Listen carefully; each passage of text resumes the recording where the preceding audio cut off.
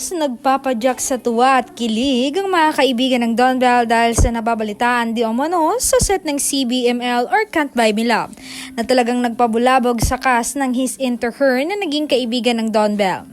Nabuhay ulit ang kanilang Jessie or group chat dahil dito. Sana all talaga, Bell?